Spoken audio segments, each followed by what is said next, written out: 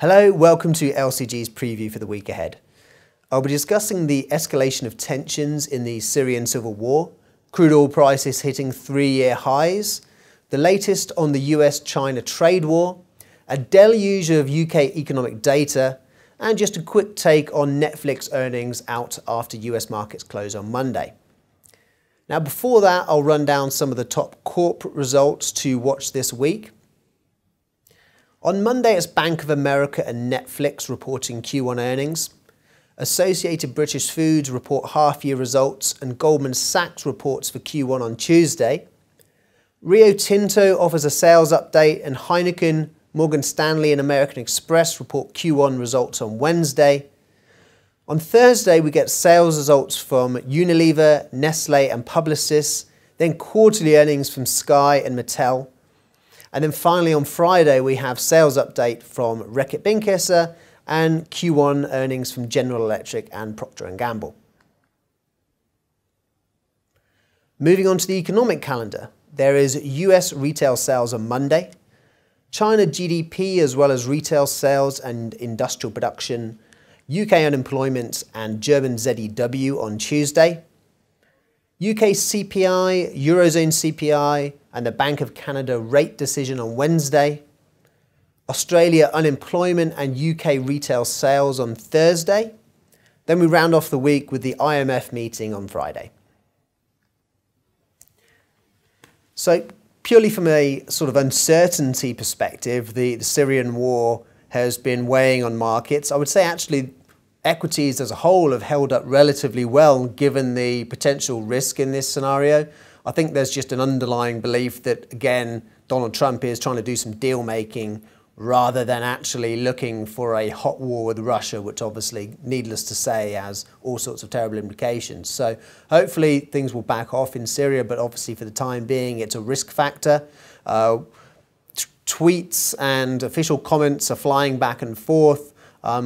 My guess is that there is going to be some sort of aerial bombardment from the US, perhaps even over the weekend, that may or may not be supported by the UK and France.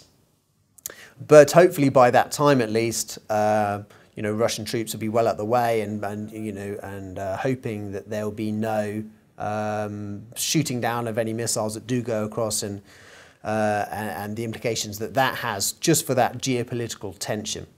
Now, while most markets suffered because of that, actually oil prices did very well. We saw 3-year highs in both Brent and WTI crude. We're basically testing the breakout here. So $70 in Brent, a little bit lower in WTI. These are key resistance levels.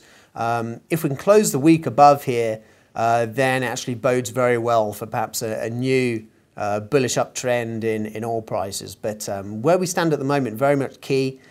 The fact that this is based on more like geopolitical tension probably gives slightly less weighting to the breakout than if it were based on just pure underlying oil market fundamentals.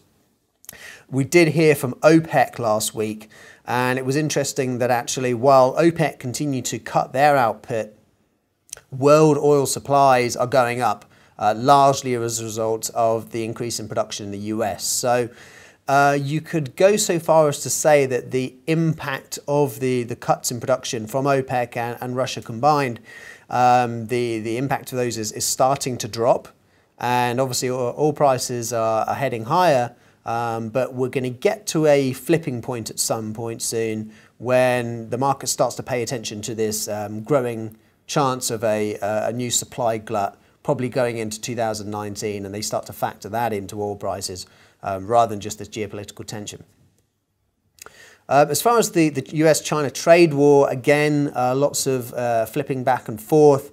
The latest seems to be a conciliatory tone from the US and China, particularly via tweets from Donald Trump, and we had President Xi's of China's speech last week, which had a generally conciliatory tone.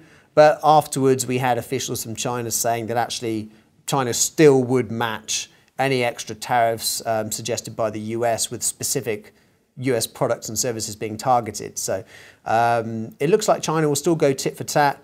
And something that Larry Kudlow raised, the economic advisor to the White House, was that actually we may even see some tariffs imposed temporarily while trade negotiations are taking place. Now, needless to say, that isn't a good thing for companies trying to make investment decisions. And so that actually could start to curtail, at least in the short term, on economic growth.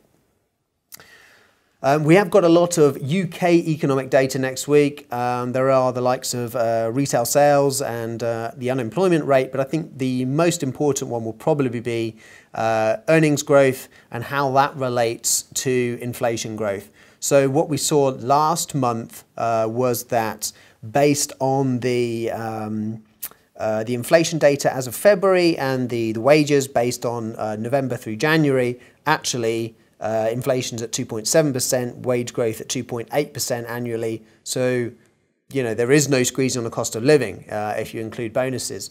So it remains to be seen, and obviously the critical factor here will be whether that squeeze is reduced further, or if in fact we see the ratchet turned up again on UK consumers, because we're already seeing a notable effect on the high street and difficult results from the retailers. And last but not least, we have earnings from Netflix next week. The shares are up 50% year to date, which is quite astonishing when given the kind of volatility that we've seen, notably to the downside in the benchmarks. As we speak, the S&P is down about 5% for the year. So obviously a massive outperformance. I think part of that you can attribute to still a strong underlying belief in Netflix's business model. You know, they're spending on content, which is drawing in new subscribers. So their message is that content is still working. Something that perhaps is going against that story is that there were some rumours that Netflix was looking to buy a billboard company. So obviously that would suggest a bit more spending on marketing rather than content. Maybe the content isn't doing the job by itself. But nonetheless, you know, that doesn't seem like too much to read into at the moment. And I'd just say the other factor here is that obviously it's a technology company, but it's not a part of this data collection scandal that's engulfing the likes of Facebook and other companies like Google that use advertising as a main source of their revenue. Obviously Netflix is a subscription-based model, not based on advertising. So all expectations are that subscriber growth and revenues will grow at a faster pace than last year. So obviously that bodes well for growth of the company. Obviously the next step is increasing profitability, but the assumption being that naturally as costs come down, subscribers growth increases, then the profits will follow the metrics we just mentioned. Right, thank you very much for watching, and good luck with trading for the rest of the week. Of course, if you do like these videos, feel free to follow us on YouTube and social media.